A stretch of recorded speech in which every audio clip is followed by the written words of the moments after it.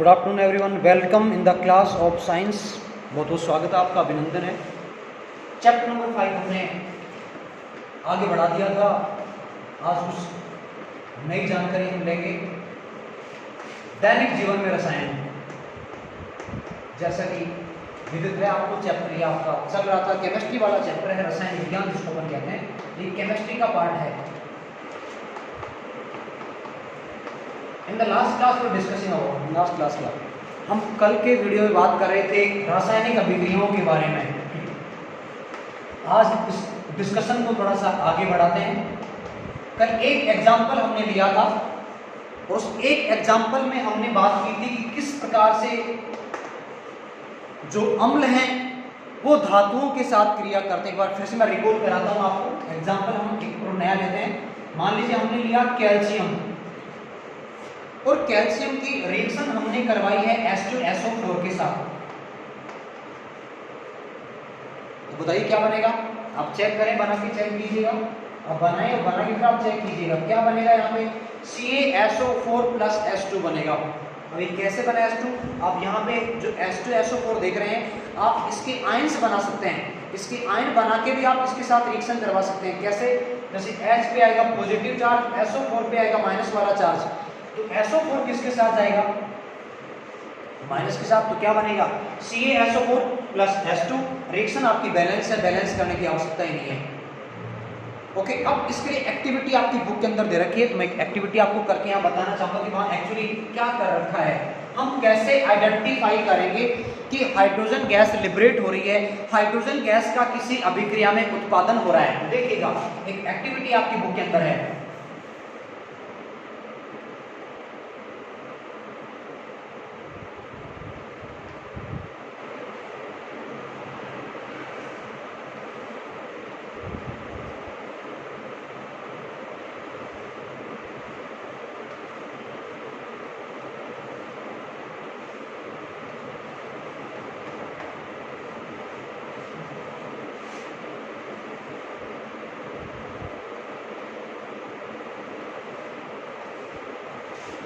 देखते रहें, जागते रहें। यहां पे हमने क्या लिया, ये फ्लास्क है। इस फ्लास्क में हमने क्या लिया है, फ्लास्क है ना, इसमें हमने क्या लिया, Zn लिया है। You know Zn, zinc. और जिंक के साथ में हमने ले लिया है HCl को। अब जैसे इनकी बिल्कुल हाइड्रोक्लोरिक अम्ल इसको कहा जाता है, यहाँ पे हमने एक ट्यूब लगा रखी है। इस ट्यूब को मैंने स्टैंड के साथ फिक्स कर रखा है ताकि ट्यूब हिले नहीं। स्टैंड हमने सारे के सारे अपने स्टैंड लगा रखे हैं, गोल आर स्टैंड। ओके, हमने इसको एक सोप सॉल्यूशन के अंदर फिट कर रखा है। यानी यहाँ पे हमने लिया है सोप सॉल्यूशन, सॉरी सोप क्या, साबुन का घोल। यहाँ पे आपने लिया है साबुन का घोल। देखते रहें। ओके, तो देखिए जैसे Zn और HCl की रासायनिक अभिक्रिया प्रारंभ होगी, क्या होगा, क्या क्या बनेगा आप लोग जानते हैं। ZnCl2 प्लस H2 बनेगा। यहाँ पे ये क्या है, ये है निकास नली।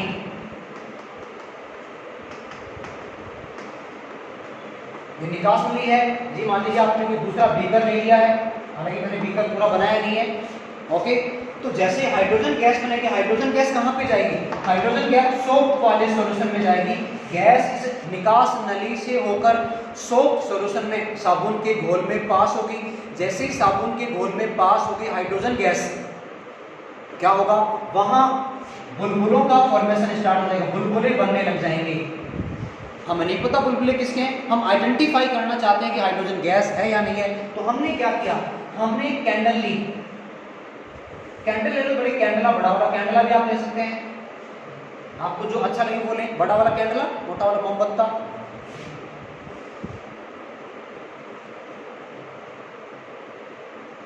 तो ये बर्निंग कैंडल आपने ली। जैसे बर्निंग कैंडल को आप लेके जाते हैं बबल्स के पास, बुलबुलों के पास में, क्या होगा, बुलबुले बर्स्ट होंगे। और बुलबुले जैसे ब्रस्ट होंगे, एक साउंड प्रोड्यूस होती है। साउंड कौन सी वाली आती है, पोक पोक की साउंड आती है।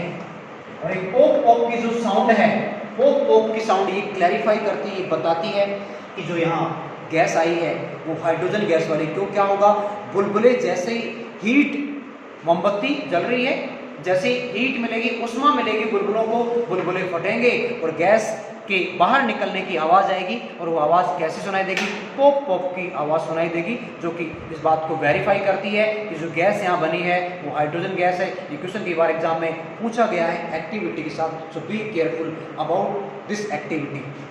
डायग्राम भी कई बार पूछा गया है भैया, तो ध्यान रखें। हाइड्रोजन गैस को आइडेंटिफाई करने के लिए उसके पास हम अगर जलती हुई मोमबत्ती लेके जाएंगे तो पॉप पॉप की साउंड प्रोड्यूस होती है। ओके, ध्यान दीजिएगा, हाइड्रोजन गैस जलने में सहायक नहीं है। ऑक्सीजन जो गैस होती है, ऑक्सीजन गैस जलाने में सहायक होती है, यानी O2 के बिना कोई पदार्थ जल नहीं पाएगा। जैसे कि आप लोग जानते हैं, छोटी क्लास में आपने पढ़ा होगा, ये एक्सपेरिमेंट देखा होगा, एक कैंडल है, जलती हुई कैंडल के ऊपर आपने ग्लास रख दिया, कैंडल कुछ देर तक जलती रहेगी, कुछ देर के बाद में बुझ जाएगी। क्यों बुझ जाएगी, क्योंकि O2 खत्म हो गई है। जब तक O2 है मोमबत्ता जलेगी, O2 खत्म हो गई, मोमबत्ती बुझ जाएगी। यानी O2 तो जलाने में सहायक होती है, हाइड्रोजन जलाने में सहायक नहीं, हाइड्रोजन खुद जलेगी। ध्यान दीजिएगा, हाइड्रोजन खुद जलती है, हाइड्रोजन इनफ्लेमेबल होती है, हाइड्रोजन ज्वलनशील गैस होती है। इस तरह से हमने देखा कि कैसे एक जो है एक्टिविटी, क्रियाकलाप के माध्यम से, प्रयोग के माध्यम से हाइड्रोजन गैस को देखा जा सकता है, महसूस किया जा सकता है। समझ में शायद आपके आ गया होगा, कोशिश कीजिएगा, फिर से वीडियो को देख लीजिएगा। आगे बढ़ते हैं। तो अम्लों की बात हमने पूरी कर ली है। अब बात करते हैं, चलो एक और अभिक्रिया ले लेते हैं। हमने केवल एक ही अभिक्रिया ली, हालांकि ज्यादा अभिक्रिया इस चैप्टर में दी नहीं गई है अम्ल और क्षारों के बारे में, फिर भी अपन एक और अभिक्रिया लेते हैं। हमने क्या किया, अम्ल लिया और अम्ल की क्रिया हमने करवाई है क्षार के साथ। हालांकि ये अभिक्रिया तो है, लेकिन क्षार को क्षारक भी कह देते हैं। अम्ल की अभिक्रिया किसी क्षार के साथ करवाई, देखिए क्या बनेगा, लवण प्लस जल बनेगा, यानी लवण और जल का निर्माण यहाँ पे होगा। एग्जाम्पल के साथ बात करने वाले हैं, देखिएगा। मान लीजिए हमने अम्ल लिया है HNO3। व्हाट इज HNO3, क्या है HNO3? बोलिए, क्या याद दिलाऊं क्या? नाइट्रिक अम्ल कहते हैं HNO3 को। याद तो आ गया होगा आपको, आपका नाम नहीं HNO3 का नाम भूल जाते हो। HNO3 है नाइट्रिक अम्ल। ओके, वापस देखिएगा, अच्छी पढ़ाई कर रहे हैं आप लोग, जो याद ही नहीं रहता है, याद रखा करें आप लोग। HNO3 नाइट्रिक अम्ल है। ओके, हमने नाइट्रिक अम्ल की क्रिया क्षार से करवाई है, हालांकि क्षार अपन ने पढ़ा नहीं है, कोई दिक्कत नहीं। आप देखें, NaOH क्षार है, सोडियम हाइड्रोक्साइड इसको कहा जाता है।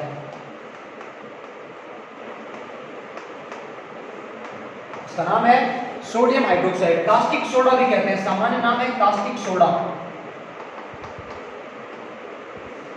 क्या आप बना सकते हैं, क्या बनेगा, कोशिश कीजिए, आप लोग बनाएं, वीडियो भी देखते रहें, बनाते रहें, चेक करते रहें, बताइए क्या बनेगा, बताइए क्या बनेगा, बताओ क्या बनेगा,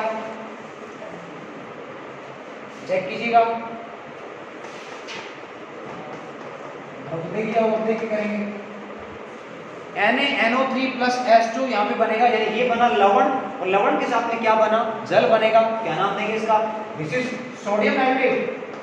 NaNO3 जो बना है इसको नाम दिया जाता है सोडियम नाइट्रेट। H2 आप जानते हैं जल आपका हो गया।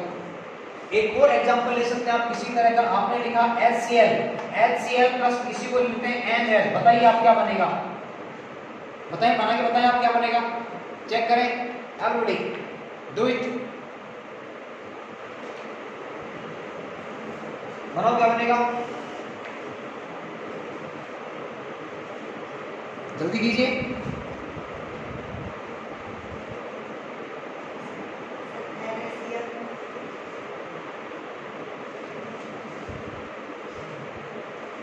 प्लस, हाँ आ गया होगा मेरे ख्याल से, NaCl प्लस H2, यहाँ पे बनेगा NaCl प्लस H2 जो कि लवण है आपका NaCl, क्या नाम होगा, सोडियम क्लोराइड, और ये आपका हो गया वाटर, पानी,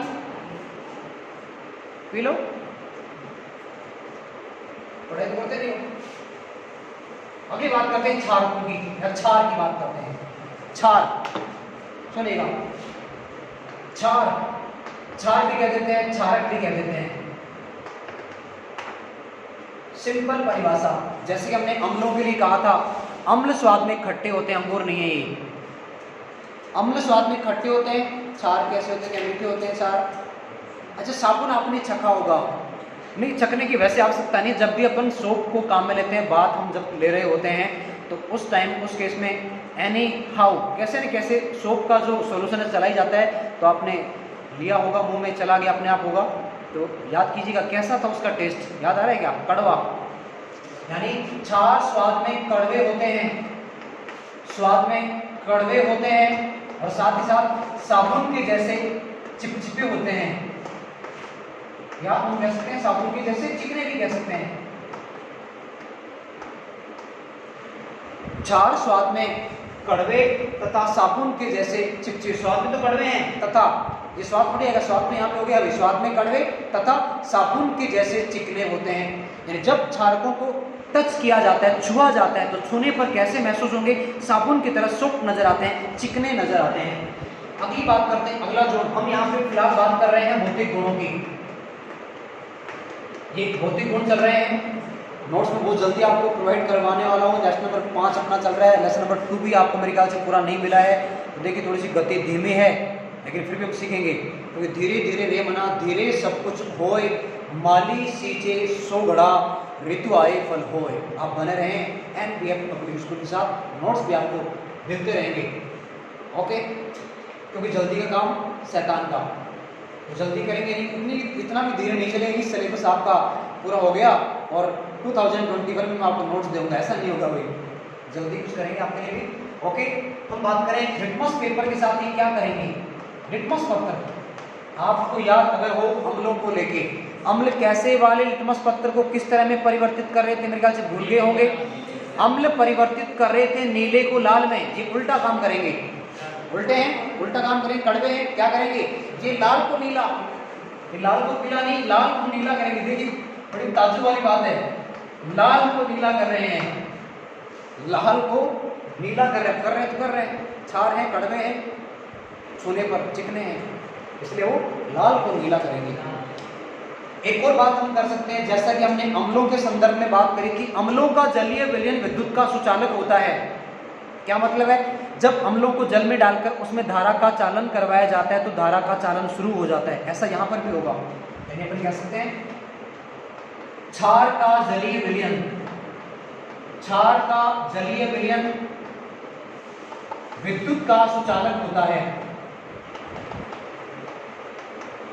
क्षार का जलीय विलयन विद्युत का सुचालक होता है, ओके।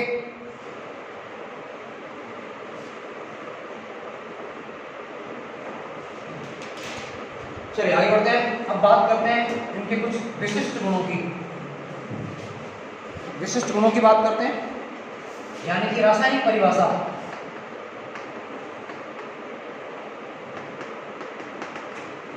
वे पदार्थ, रासायनिक परिभाषा की बात कर रहे हैं, परिभाषा भाषा क्या, रासायनिक परिभाषा,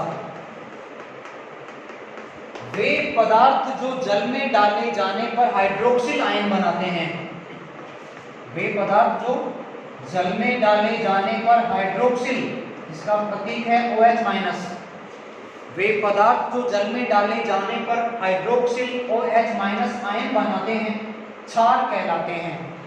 ये इनकी एक रासायनिक परिभाषा है, जैसे कि हमने अम्लों के संदर्भ में लिखी थी। वे पदार्थ जो जल में डाले जाने पर H+ बनाते हैं, अम्ल कहलाते हैं।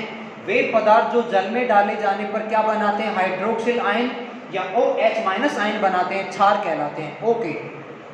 बात करते हैं क्षारों के प्रकार की।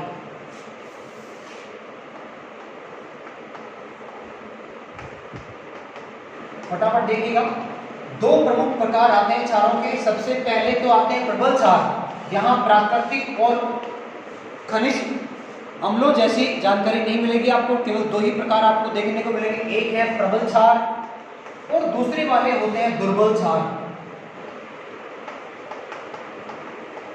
प्रबल क्षार और दुर्बल क्षार, देखिएगा क्या मतलब है प्रबल क्षार का। वे क्षार जिनको जल में डाले जाने पर अत्यधिक संख्या में OH माइनस आयन का निर्माण होता है तथा पूर्ण आयनन होता है। यहाँ पे क्या होगा, अत्यधिक तो क्या बनेंगे OH माइनस आयन, तथा पूर्ण क्या होगा, पूर्ण होगा आयनन, यानी आयन पूरी तरह से बन जाते हैं।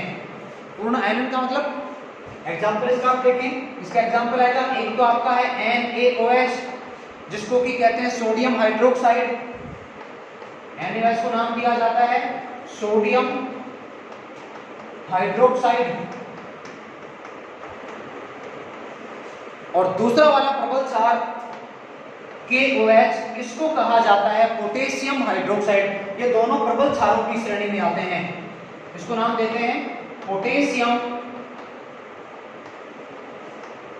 हाइड्रोक्साइड, इसको पोटेशियम हाइड्रोक्साइड कहा जाता है NaOH, दूसरा वाला KOH। अब हमने कहा पूर्ण आयनन होगा, देखिए कैसे होगा पूर्ण आयनन। मान लीजिए हमने KOH को पानी में डाला,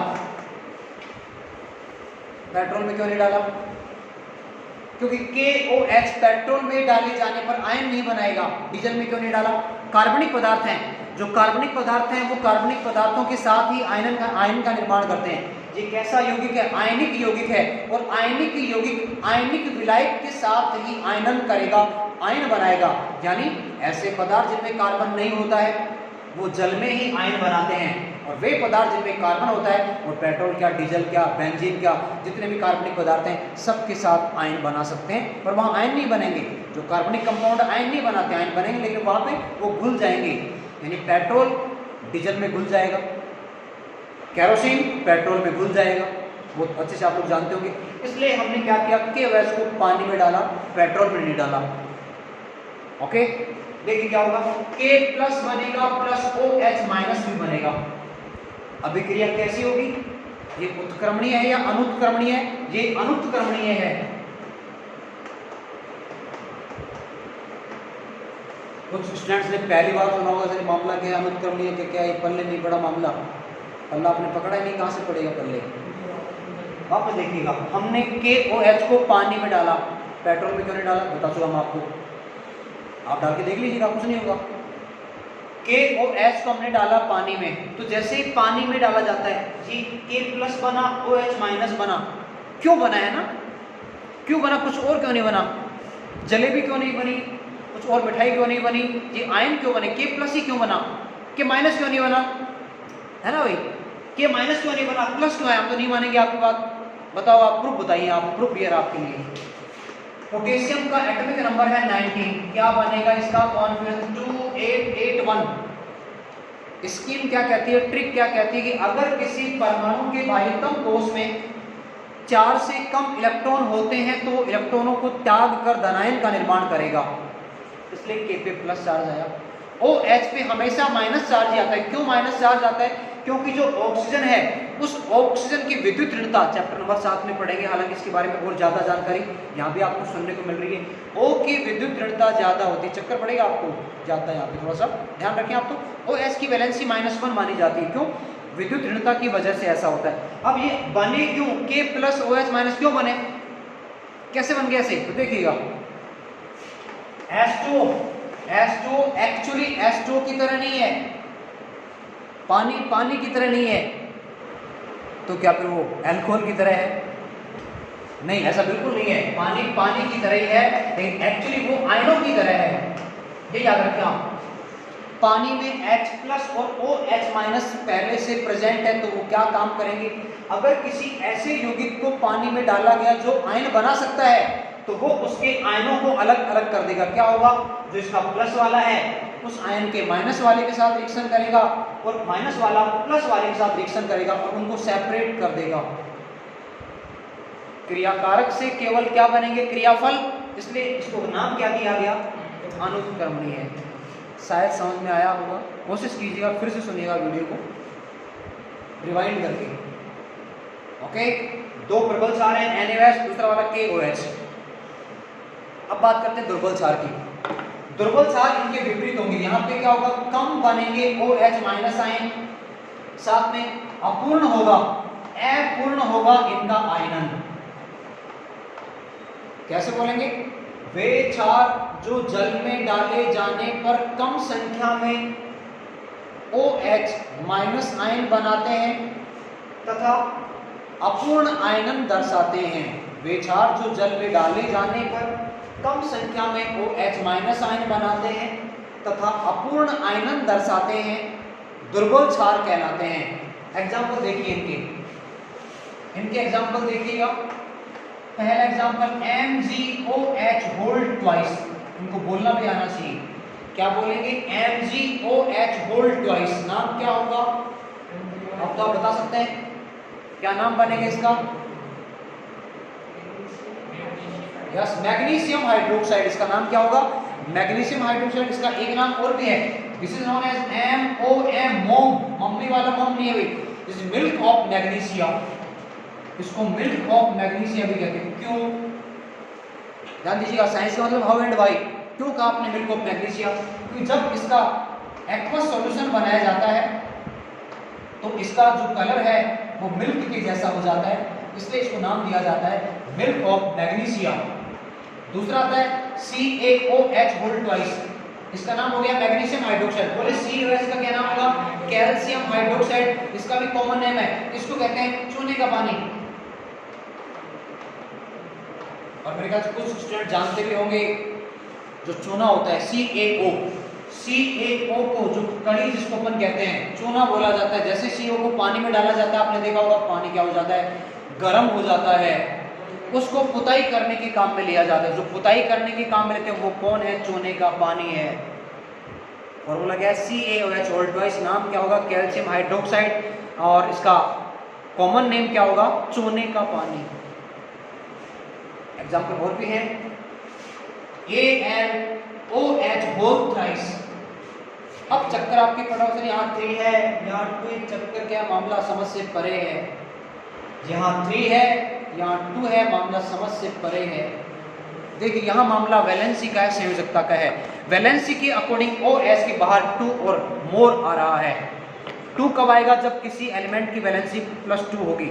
3 कब आएगा? जब वैलेंसी 3 होगी। एल्यूमिनियम के साथ OH आएगा तो 3 लगेगा बाहर, क्योंकि एल्यूमिनियम की वैलेंसी 3 होती है।